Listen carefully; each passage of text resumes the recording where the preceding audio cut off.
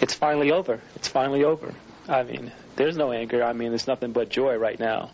Baby Gregory's parents are overjoyed tonight. He's coming home. His parents say it's the end of a nightmare no parent should have to endure.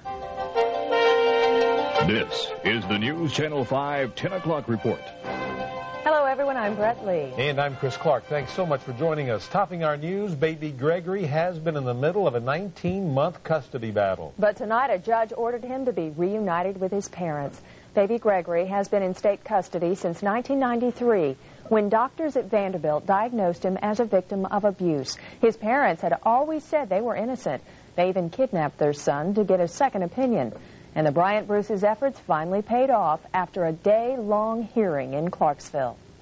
Today was a day Gregory and Cheryl Bryant Bruce thought would never come, a day that someone finally believed them.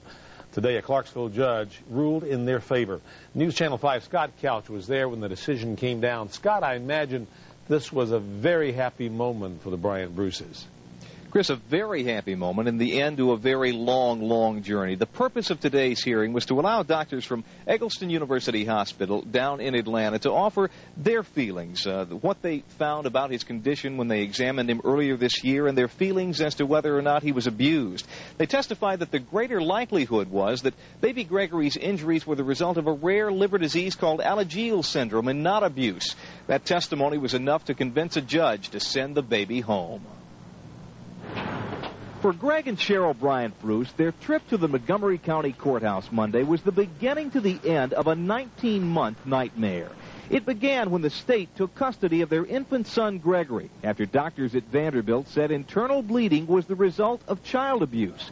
But Monday, doctors from Emory University in Atlanta testified that baby Gregory's injuries were consistent with a rare liver disease called Alagille, and that the syndrome, not abuse, was the more likely cause for the injuries.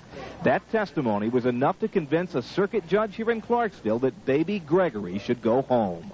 Exhilarated, relieved. I mean, I can't explain to you the relief as his parents and knowing that he's coming home where he belongs.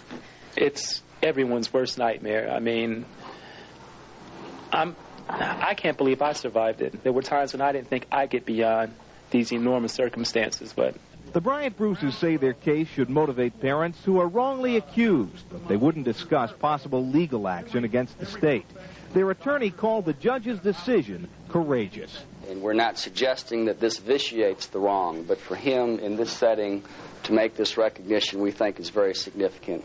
The Bryant Bruces say this is the day they've been praying for, the day their family would once again be made whole.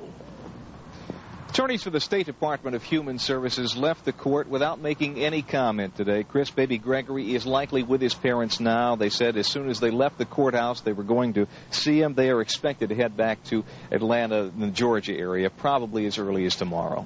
Now, you say the parents aren't commenting about whether or not they'll take legal action against the state of Tennessee. Do they have any grounds for that you know of, Scott? I tried to press them on that point. It's obviously something one considers after something as prolonged as what they have been through. They simply said tonight they would not discuss it. I have a feeling that we have not heard the last of Cheryl and Gregory Bryant Bruce, though, Chris. Scott Couch reporting live from Clarksville. Thank you. Brett? So here's what's next. State officials will return baby Gregory to his parents, and they are planning a belated birthday party for him. That party will be on July 4th. Baby Gregory turned 2 last Saturday in state custody.